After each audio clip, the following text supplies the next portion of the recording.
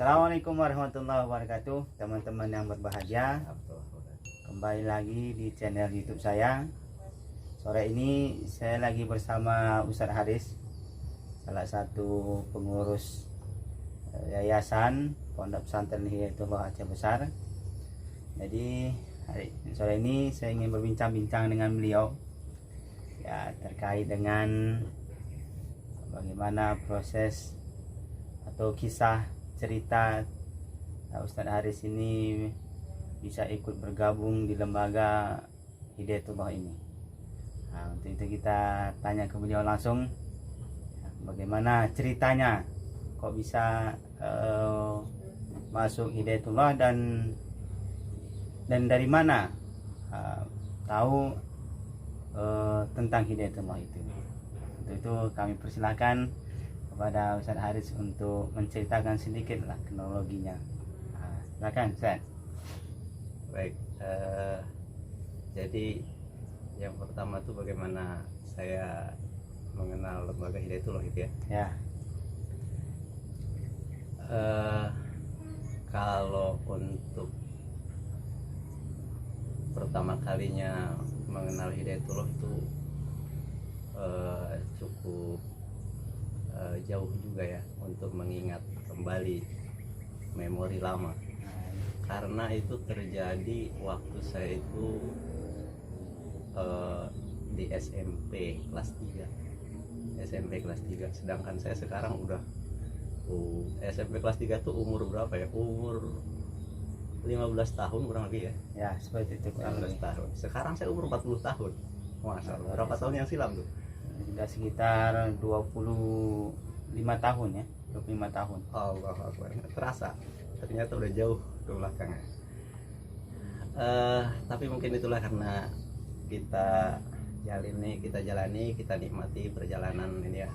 Jadi mulai dari kelas 3 itulah saya mulai mengenal Hidayatullah lewat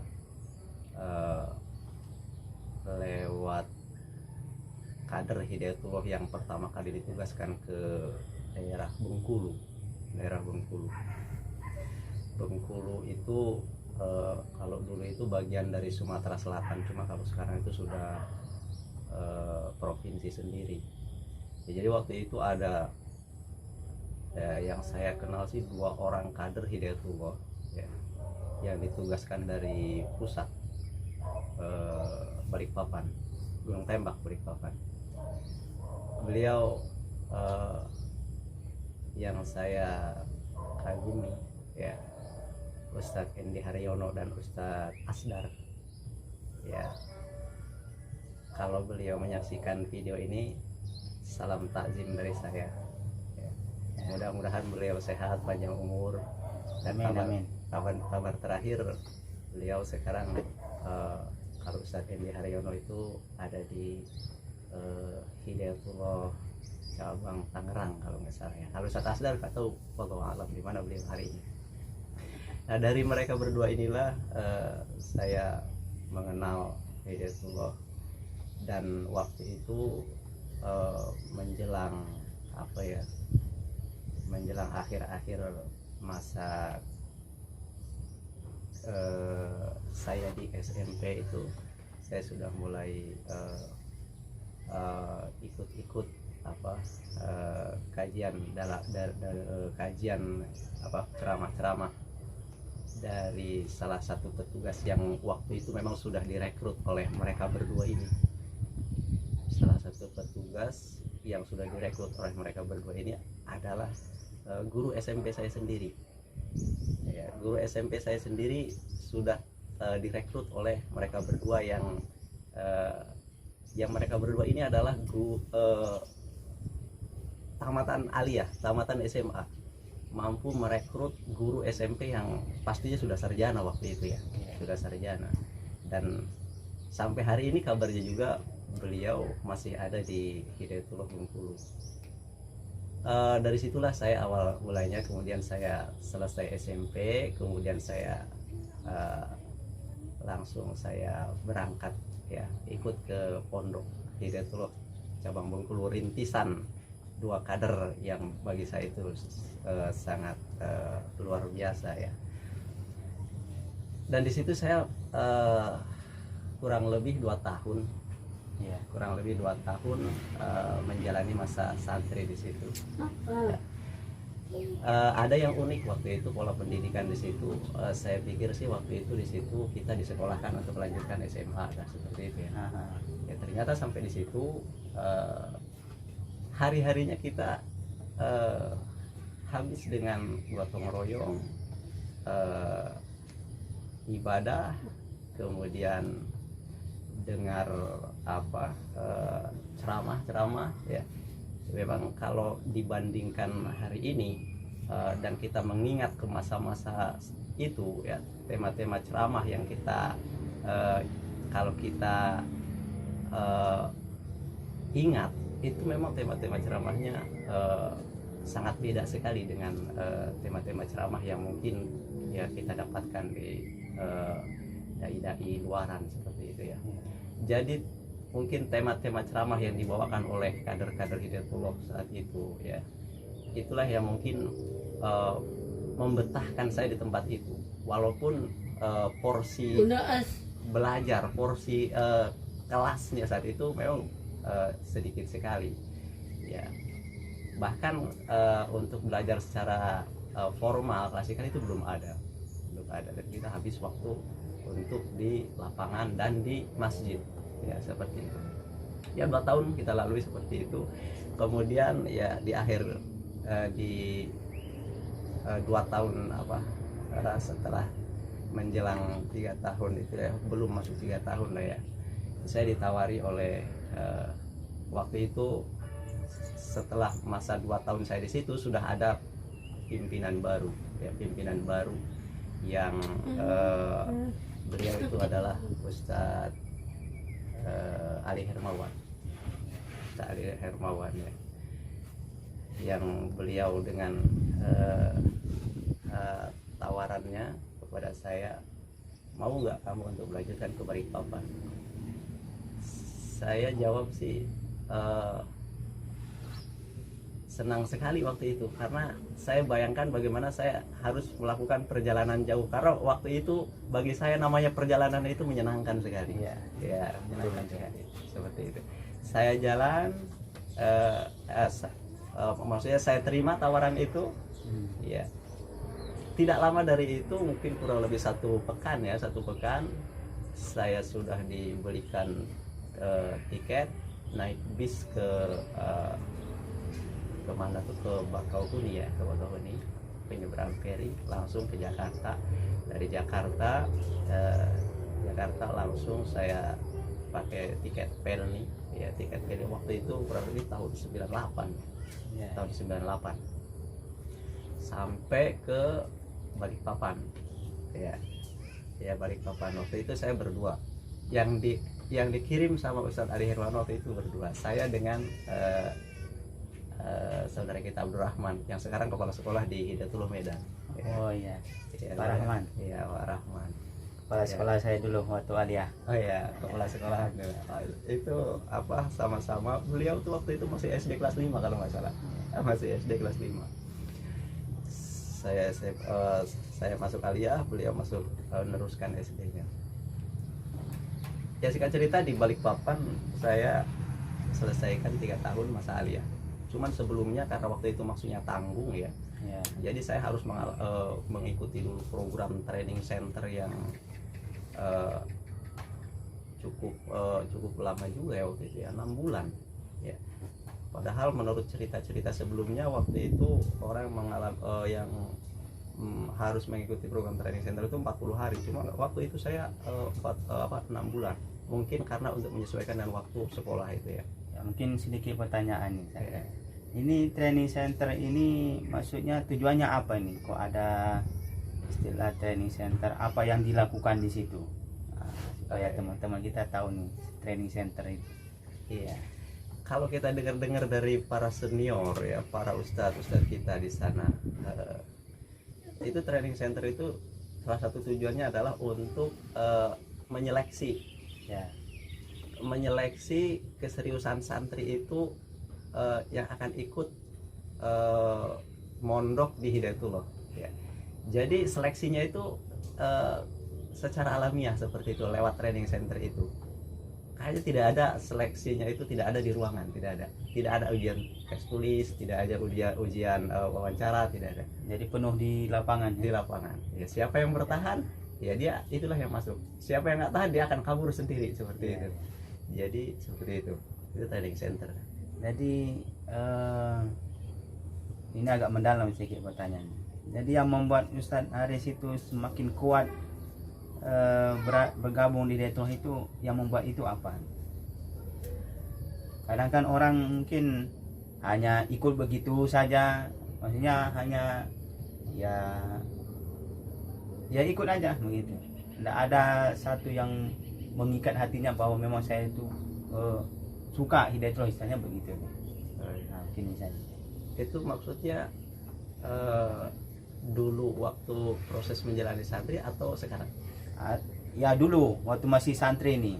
Gitu ya. Ya. Iya dulu itu saya agak sulit juga menjelaskannya, untuk menjelaskan masalah ini, karena memang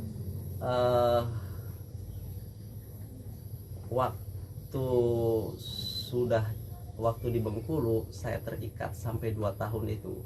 Teman-teman tuh banyak yang kabur masuk ya, saya masih terikat situ. Ya mungkin waktu itu saya banyak sekali mencerna apa-apa yang disampaikan oleh pengasuh-pengasuh ya, oleh ustadz-ustadz ini yang bagi saya itu luar biasa itu ya. Ya itu saya cerna baik-baik bahwa kita di Hidayatullah itu ya dicetak untuk menjadi generasi yang meneruskan perjuangan Islam. Jadi itu tema-tema tema-tema besarnya saat itu. Saya waktu itu yang masih remaja ya, berusaha mencerna hal-hal itu ya. Kemudian lebih dari itu setelah di Balikpapan ya, di Balikpapan saya mendapatkan sesuatu yang tidak jauh beda dengan apa yang saya dapatkan di Bengkulu dari para asatidz di situ ya. Ya tidak jauh beda, artinya bahwa kita tuh ditekan untuk bagaimana menjadi santri itu benar-benar kuat, tangguh ya, tidak cengeng seperti itu, tidak cengeng ya. Itu yang mungkin yang menguatkan saya bahwa apapun ketidaksukaan, apapun yang tidak kita harapkan di pondok itulah yang mendidik kita untuk menjadi lebih kuat. Itu mungkin itu yang membuat saya terus bertahan ya. Ya begitu teman-teman sekalian. Jadi selama di Balikpapan ini, di pusatnya Hidayatullah itu kegiatannya gimana nih Kan Haris? Ya. Di Balikpapan itu ya, waktu training center itu saya ditugaskan di ini ya, di peternakan ayam ya, peternakan ayam potong ya.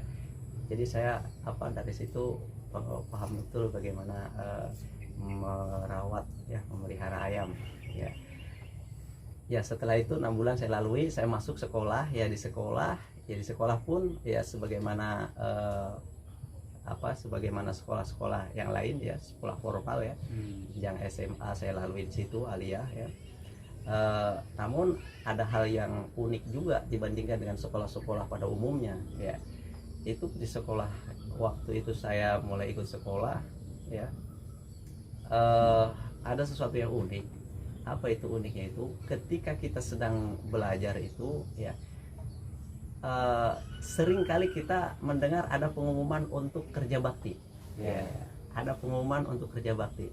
Wah, kita sebagai santri yang memang jiwanya itu masih lebih suka di lapangan daripada di kelas, itu senang sekali ya, senang sekali ya. Langsung guru pun tidak bisa berbuat apa-apa dan langsung menggerakkan kita ke lapangan.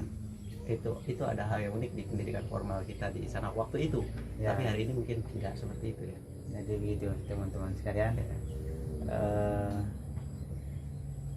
Sempat ketemu ya sama Ustaz Allah Yarham Ustaz Abdullah Said. Baik. Oh ya, saya sempat bertemu dengan beliau ya. Cuma waktu itu beliau sudah dalam keadaan sakit ya. Sudah kalau ke masjid itu pakai kursi roda ya. Kursi roda dibawa oleh putranya ya, oleh putranya. Berarti sempat mendengarkan tausiah langsung dari beliau. Oh, sudah tidak sempat lagi. Tidak sempat lagi. Ya, karena beliau sudah kondisinya sudah tidak mampu lagi untuk melakukan itu nampaknya. Jadi teman-teman sekalian, Ustaz Abdullah Said adalah pendiri Hidayatullah. Ya. Beliaulah yang merintis awal ya, Hidayatullah. Jadi kira-kira nih Ustaz Haris ini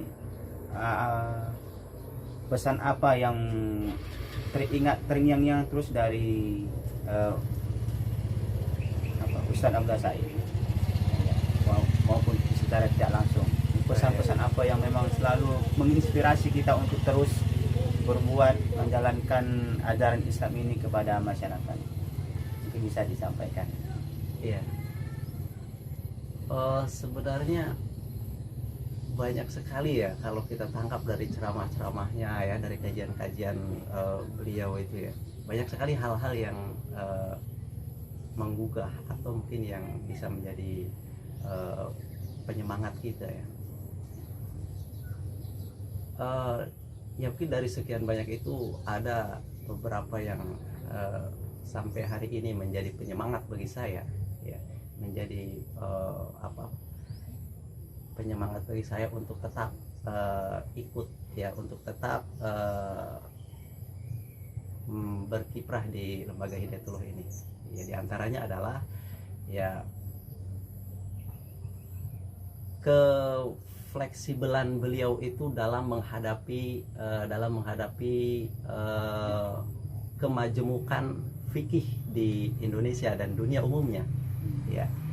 Beliau sangat fleksibel sekali, beliau sangat sangat cerdas sekali ya dalam bersikap ketika menghadapi perbedaan-perbedaan ya, yang itu kadang menjadi masalah besar bagi tokoh-tokoh Islam lain, tapi bagi Ustadz Abdullah Said ya itu bukan sesuatu masalah ya, tapi itu adalah merupakan rahmat, tapi itu adalah merupakan potensi kekuatan yang ketika bisa dirangkum dari perbedaan-perbedaan itu ya, itu akan menjadi sebuah kekuatan yang besar.